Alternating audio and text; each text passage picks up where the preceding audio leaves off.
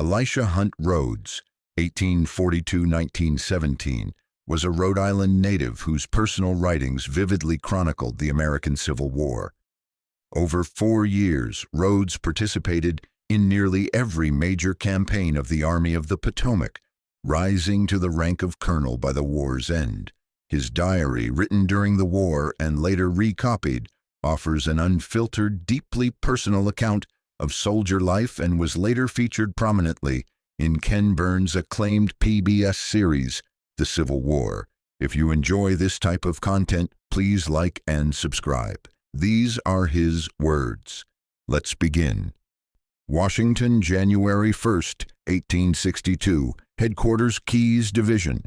At 12 o'clock noon, General Keyes, accompanied by Generals Couch, Peck, and Graham with their respective staffs, called upon President Lincoln.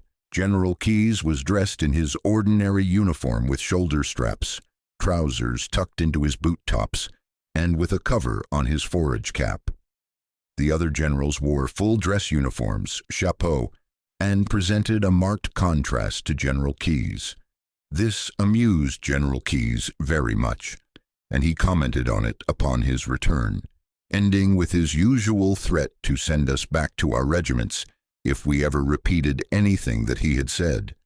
Washington has been very gay today, and the streets full of people out for a holiday. Officers in showy uniforms and ladies elegantly dressed are making New Year calls. General Keyes has approved my application for a furlough, and the papers have been sent to General McClellan. January 2nd, 1862. My application for a furlough did not come back this morning with the mail from Army headquarters. I called General Keyes' attention to the fact, and he told me to go to Army headquarters, give his compliments to Captain Mason, and ask that the papers be approved and sent back to me. Captain Mason undertook to scold me for coming to General McClellan's office upon such an errand, and for some time I could get no satisfaction. But I happened to see my papers in a file of documents, and calling his attention to the one, he very ungraciously signed his name and dismissed me after expressing his views of what he called my impudence. I reported the affair to General Keyes, who called for the spurs he wore in Florida and the sword he wore when he fought the Indians, and strode down the stairs in great anger. On his return, he only said, "I will teach these young officers not to insult my clerks." I was satisfied with the result of the affair and started for Providence on the night train. Washington Hotel, Baltimore, Maryland, January 12, 1862. I arrived here at 10 a.m. on my return from my furlough, and as it is Sunday, there are no trains for Washington today. I have had a delightful visit to my home and feel cured of homesickness, but fear that I may have another attack someday. On my way, I met 2 rebel prisoners on their way to Fortress Monroe to be exchanged. One of them told me that he belonged to a North Carolina regiment and was captured at Hatteras. He said the fight was a one-sided affair, that the Yankees got them in a corner and then shelled them out. They were paroled. In the afternoon, I visited the fort upon Federal Hill, and one of the soldiers on duty showed me about and explained the situation. It is one of the most extensive earthworks that I have seen. Monday, January 13th, 1862, I took a very early train for Washington, where I arrived before my fellow clerks were out of their beds. In the afternoon, I rode out to Brightwood and visited my comrades in the 2nd Rhode Island and delivered messages to them from friends at home. Tuesday, January 14th, 1862. Snow and mud is the rule today. I am back in the traces and doing my work as of old. Washington, January 17th, 1862. A beautiful day and warm as spring, but the streets are in a terrible condition from mud, being much cut up by heavy teams. Isaac Cooper, one of the clerks, has started for home on an 8-day furlough. The 2nd United States regular cavalry, who have been doing mounted provost guard duty, have been relieved by the 6th Pennsylvania Cavalry, or Rush's Lancers. These soldiers look well as they sit upon their horses at street corners and are armed with long lances with red flags. Sunday, January 19th, 1862, a pleasant day and the usual routine work in the office to perform. Attended church in the evening at the 20th Street Methodist. January 20th, 1862. Today, all the Army officers in Washington are to be presented to Honorable Edwin M. Stanton, the new Secretary of War. Not being an officer, I am out.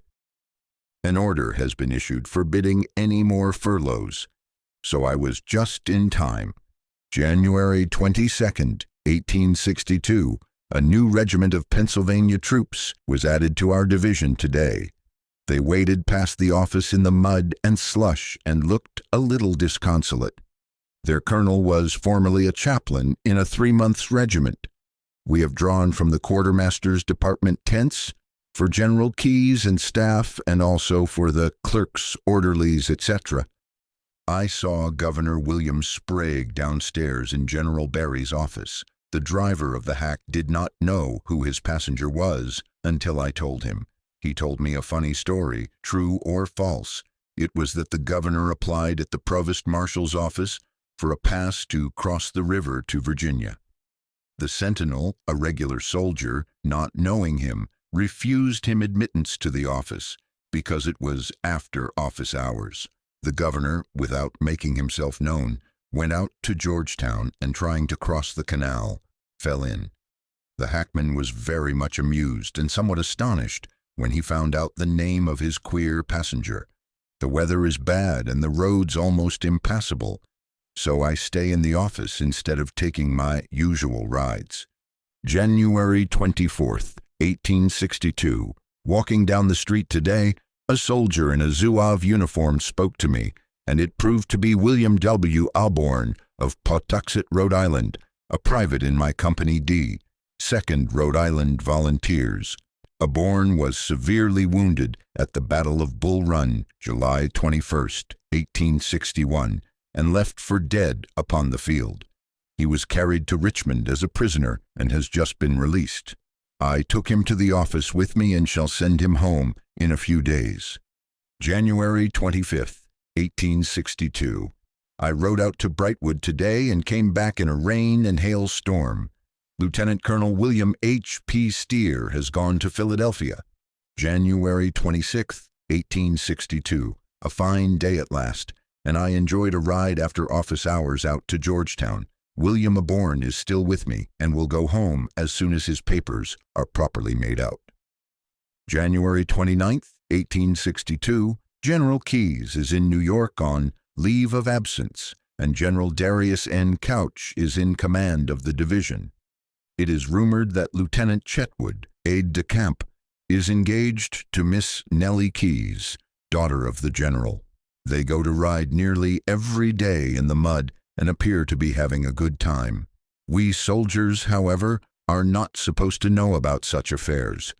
Quite a difference between being an enlisted man and an officer, but it is all right, and I am treated well.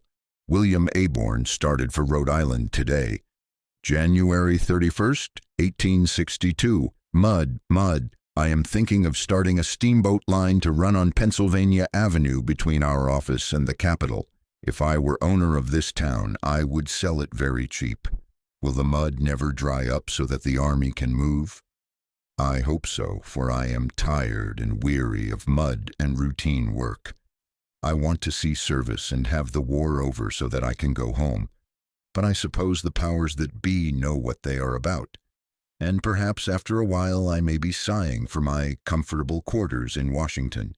We are to have another clerk to assist us in our work, and rumor says more staff officers. Sunday, February 2nd, 1862. After office hours, I rode out to Camp Brightwood but found the roads almost impassable by reason of mud. General Keyes has returned from his leave of absence. Thursday, February 6th, 1862. Mud and rain and no prospects of a move. It is reported that the Senate expelled Senator Bright of Indiana for the crime of treason. All Copperheads should be punished, for they are too cowardly to fight us in front, so they stop us in the rear. Orders have been issued that all passes must be approved by the division commander. This makes extra work for the clerks. February 14th, 1862. We have just received news from the Burnside expedition and are rejoicing over the victory for the Union which has been won. Also that the rebel General Price has been defeated in the West. The 4th Battery C, 1st Rhode Island Light Artillery, came over from Virginia this morning and exchanged their brass guns for steel rifle cannon. The battery made a fine appearance in the streets. Sunday, February 16th, 1862, a pleasant day which has caused the snow in the streets to disappear. The 5th United States Cavalry made a parade a few days since. Monday, February 17th, 1862, I turned out at Reveille as usual.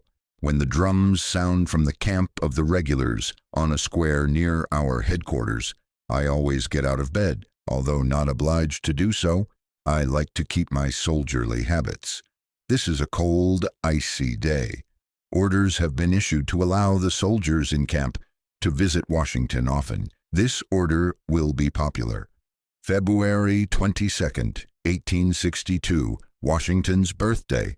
It rained in the morning, but at noon it cleared, and I rode out to the camp of my regiment and helped the boys to celebrate.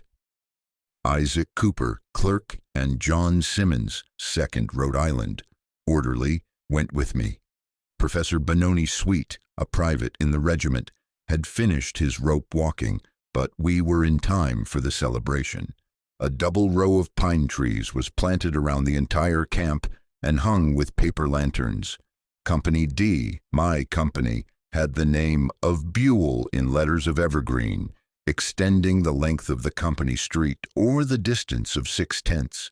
The regiment was inspected by a colonel of regulars, and he was very complimentary and said that the muskets were the first that he had ever seen. Companies C and D carried off the honors, and the question has not been decided between them. A Pennsylvania battery fired a salute from the heavy guns at Fort Slocum, and a large flag was raised at Colonel Frank Wheaton's quarters.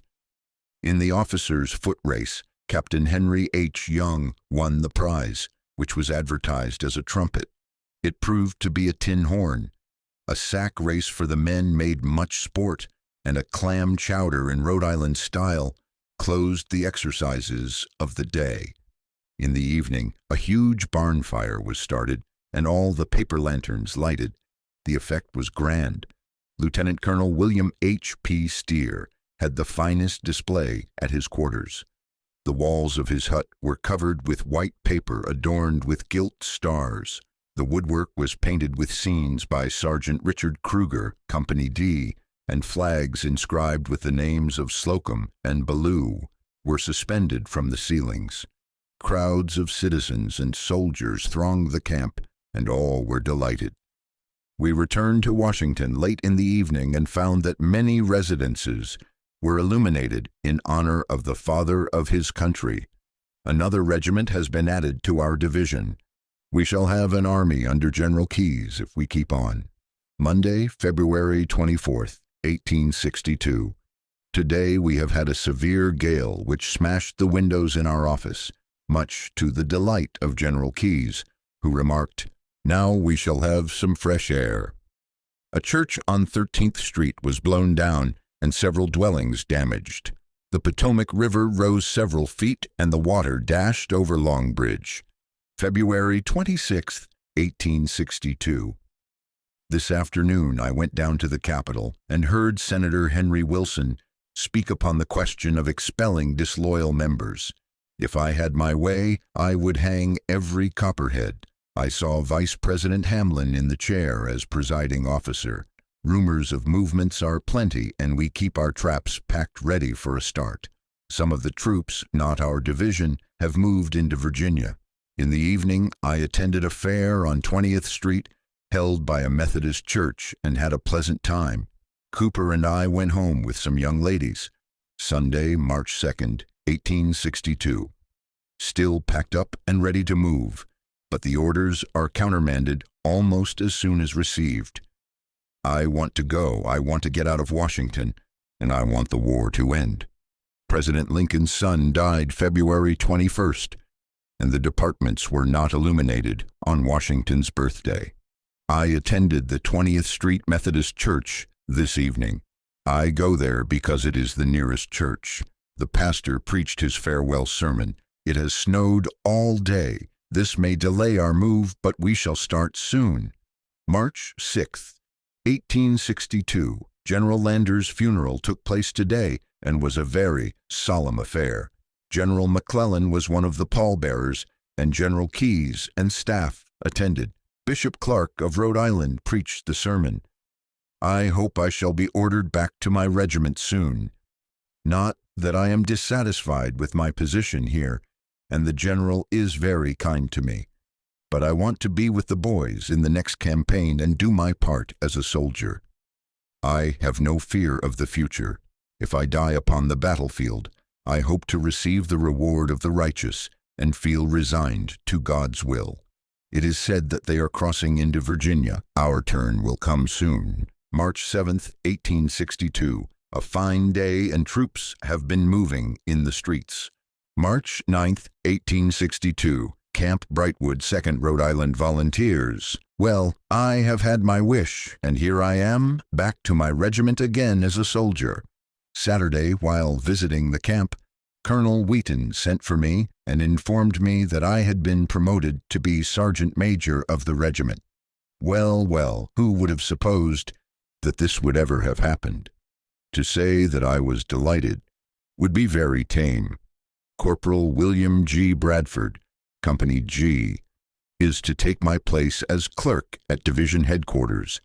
This morning my traps were brought out to camp, and I was mustered as sergeant major. I have received many congratulations from officers and men, and I am very happy. Tomorrow I shall receive my sash and sword. I shall mess with the officers by special arrangements.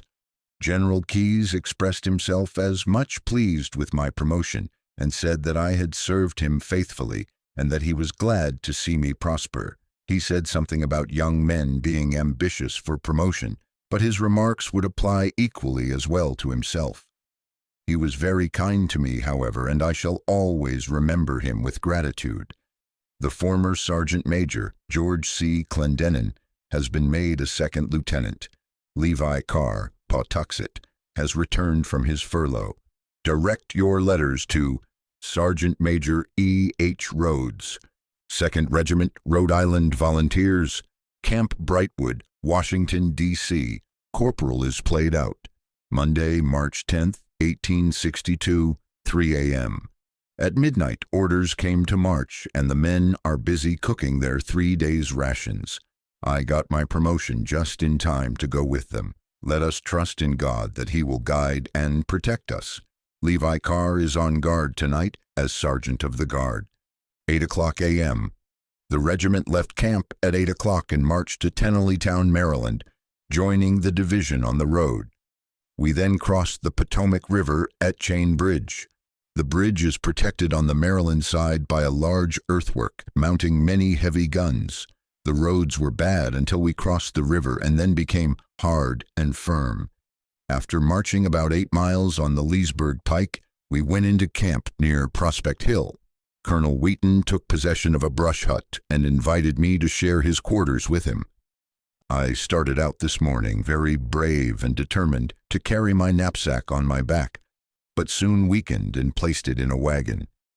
It will be carried for me hereafter, or I shall leave it behind me. Camp on Prospect Hill, Virginia, March 11th, 1862. Still in camp with orders to stay here. I called on General Keyes today. The old man is happy, for the army is on the move. He passed our regiment yesterday and was loudly cheered by the men. Today we have guard mount and dress parade, and I made my first appearance as Sergeant Major. Tonight the country is lighted up for miles with the campfires. We do not know our destination and do not care if it only means an advance and the close of the war. Today one of our men found a shell upon the Lewinsville battlefield and foolishly put some fire into the vent. It exploded and killed a soldier. This event has cast a gloom over our regiment, camp near Chain Bridge, Virginia. March the 15th, 1862. Yesterday we were ordered back to this place, and we are now in the 4th Corps d'Armée. General Keyes commands the corps, and General Couch our division. I am glad for General Keyes, for he deserves his promotion. As we took no tents with us, we are having a hard time sleeping out of doors. Last night it rained, and we suffered much from cold and wet. At dark we were ordered to march back to Brightwood, where we arrived about midnight, tired out and wet. We expect to leave here again soon. Some say to join General Burnside. I hope this is true, for I should like to serve under so gallant a soldier. Camp Brightwood, Maryland, March 17, 1862. Back in our old quarters and pretty well used up. Saturday night it rained so hard that the men could not sleep. So we crossed the bridge and, following the river down to Georgetown, reached our old quarters. Many of the men are sick, and we left them all along the road. But they will probably all come in today, and a little rest will set them all right. We are cooking 6 days' rations for another move, which will be by water without much doubt. The baggage has been sent off, and we are waiting for orders. March 19, 1862. Still at Camp Brightwood, waiting. Governor Sprague was in camp today. March 21st, 1862. I am 20 years of age today. The past year has been an eventful one to me, and I thank God for all His mercies to me. I trust my life in the future may be spent in His service. When I look back to March 21st, 1861, I am amazed at what has transpired. Then I was a peaceful clerk in Frederick Miller's office. Today I am a soldier, anxious to move. I feel to thank God that He has kept me within His fold while so many have gone astray, and trust that He will give me grace to continue to serve Him and my country faithfully. I have now been in service 10 months and feel like a veteran. Sleeping on the ground is fun, and a bed of pine boughs better than one of feathers. We are still waiting for orders, which must come very soon. Many of the men are broken down by the late march, but I am stronger than ever. Camp Brightwood, D.C., Sunday, March the 23rd, 1862. This morning we had divine service on the parade, and the chaplain preached a sermon. This afternoon we received the bodies of Colonel John S. Slocum, Major Sullivan Ballou, and Captain Levi Tower, officers of the 2nd Rhode Island, killed at the Battle of Bull Run, Virginia, July 21st, 1861. The remains were escorted by Governor Sprague. The regiment presented arms as the procession passed, and the remains were placed in the surgeon's quarters. I have before me a statement signed by Governor Sprague and read upon dress parade as follows. The rebels, supposing the remains of Major Ballou to be Colonel Slocum, disinterred the body, removed the clothing, and burned the body to ashes. The governor collected all the remains he could and brought them to camp. The other bodies were buried lying upon their faces. This to us is horrible, and the 2nd Rhode Island will remember it when they meet the foe again. Camp Brightwood, Tuesday morning, March 25th, 1862, 1 o'clock. We are to leave camp at 7 o'clock in the morning to take steamer, destination unknown. So goodbye, old Camp Brightwood, where we have had lots of fun and learned a soldier's duty. May God bless and prosper us. Camp Brightwood, March the 25th, 1862. We left camp this morning and marched about 3 miles, where we waited until dark, and then again returned to camp. We never get away from Washington. March 26th, 1862. This morning we left Camp Brightwood again, and, marching through Washington to the 6th Street Wharf, embarked on the side-wheel steamer John Brooks. The 36th New York Volunteers are on the same boat. Our steamer sailed down the Potomac and joined the fleet at Alexandria. I should think that there were 100 vessels in sight, among them the Canonicus and Golden Gate from Rhode Island. The Stonington steamers are also in the fleet. Here we anchored for the night, and I slept in the ladies' cabin. The boat is crowded and the men not very comfortable. The night was passed in singing. U.S. Transport John Brooks, Potomac River, March 27, 1862. This morning we started down the river, towing 2 schooners loaded with horses. The weather is warm and the scene is delightful. The ships are gaily decorated with flags, and it looks more like a pleasure excursion than an army looking for the enemy. We passed Fort Washington on our left, and a band played the red, white, and blue. Our band responded with Hail Columbia.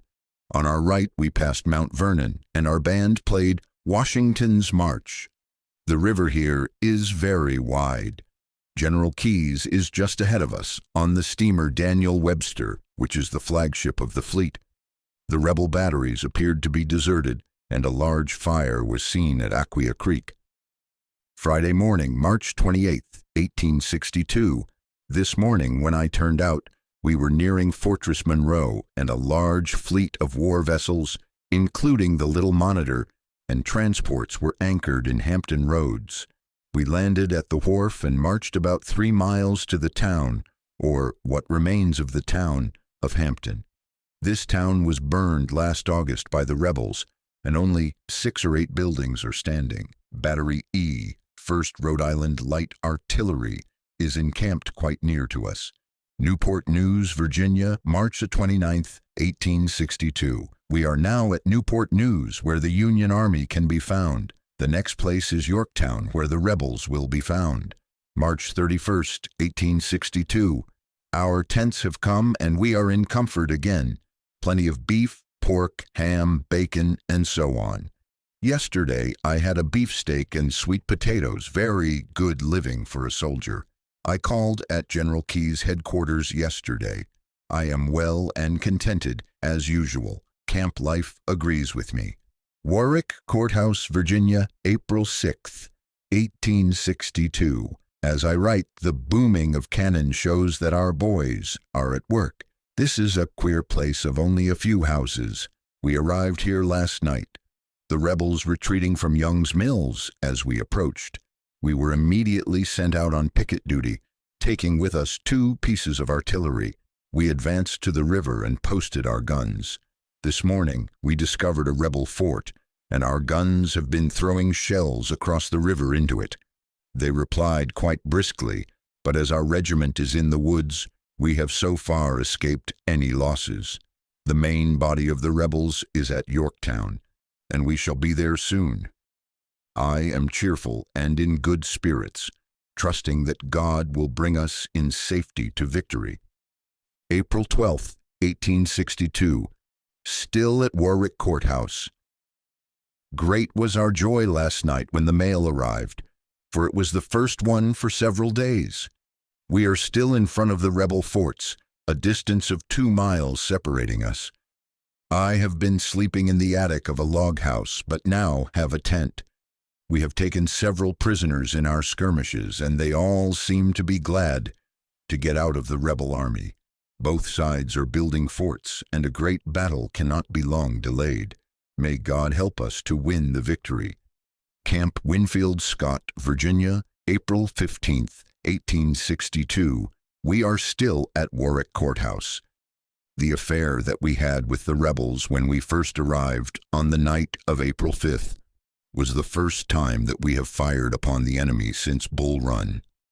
Our boys behaved well and kept up a rattle of musketry as long as the enemy remained in sight. As the river separated us, Warwick River, we did not come to close quarters.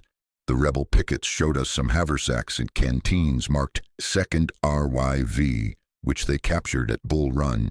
They inquired for Governor Sprague. We are living in the fields without tents, and every man cooks his own rations. April 15th, 1862. Yesterday I made a long tramp to see the sights. I went as far as Young's Mills, where we first found the rebels as we approached on the night of April 5th. I examined their deserted forts and was surprised to find that they had such comfortable quarters. Their old camps looked like villages with well-built huts of pine slabs. The forts are on the brow of a hill, beneath which is a swamp. A pond was made by a dam, and a gate was all in readiness to open and let the water upon us, had we attempted to pass the swamp. For some reason the rebels did not wait for us to attack, but fled at our approach. We still hear the guns at Yorktown. General George B. McClellan paid our regiment a visit today and was well received by Rhode Island cheers and music by the band. He rode in front of our line, took off his hat, and said, "Good night, my lads. We will find out what is in front of us and then go at them." The general is very popular with the troops, and we expect great things from him. Cooking coffee and soup in the same tin cup is not my forte, but I have to do it or starve. April 18th, 1862. Levi Carr and I went out this morning to take a look at the rebel forts and watch our men shell them. We could not see a single rebel, as Bourdon's sharpshooters keep them from showing themselves. We saw a poor fellow belonging to the 2nd Vermont Regiment lying dead upon a pile of boards. Last night the firing was terrific and we could not sleep for the noise. As we are but a short distance from the rebel lines, I wonder that they do not shell our camp. We have built breastworks of sand to protect our guns. April 23rd, 1862, we have just returned from a march towards Yorktown, where we had a small fight. The rebels drove in the pickets of the 2nd Rhode Island and 7th Maine Volunteers and fired into our camp. We formed and drove them back. General Davidson, who was in command, praised us highly. I never saw a cooler man than Colonel Wheaton. When under fire, he is always smiling, and the men catch his spirits. Last night we returned to Warwick Courthouse. Adjutant Samuel G. Smith is now on General Keyes's staff, and First Lieutenant William Ames is acting as adjutant. We never get lonesome now, for something exciting is going on all the time. April 25th, 1862. Today, I borrowed the adjutant's horse, and with Chaplain Jameson, took a ride. We visited a place called Deep Creek, where a steam mill was located before we arrived, but the engine had been taken away. We crossed the creek and kept on until we reached Young's farm at the mouth of the Warwick River. Young is said to be a quartermaster in the rebel army. His plantation contained some 5,000 acres, and he did own 100 slaves. A large 3-story house stands upon a hill, and the chimneys are on the outside. About a dozen cabins are clustered in the yard, while a path leads down to the spring house. The house faces the river, and a beautiful flower garden is in front. I picked a fine bouquet and took it back to our camp. The beach in front of the house is covered with fine black and white sand. The rebels have some forts on the other side of the river, but although we walked on the beach, they did not fire at us. The rebel gunboat Teaser came up last Tuesday and fired a 65-pound shot through one of Young's barns. The siege of Yorktown goes bravely on, and someday it will be ours. Camp near Young's farm, April 30th, 1862. Monday, the rebel gunboat Teaser shelled our batteries near Young's farm, and as it was supposed that they would land troops, our regiment was sent down. We reached this place at 1 o'clock Tuesday morning and were put into Young's house, and the windows darkened. This morning we moved to a piece of woods and have a fine camp. Our batteries are shelling the rebels across the river, and it sounds like a 4th of July celebration. We can hear the rebels beat their drums in their camps, but ours are quiet, as we do not want to show our position. We can hear our shells go over to the rebel lines, and if they enjoy it as much as we do, they are having a fine time. Levi Carr was out on picket duty last night. There is a fine peach orchard near us, but alas, the peaches are not ripe. The news of the capture of New Orleans has been received, and it gives us great joy.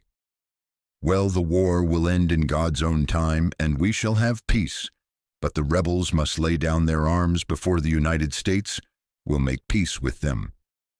That concludes the 4th part of the story. Thank you very much for listening. Please subscribe for more episodes and leave a comment.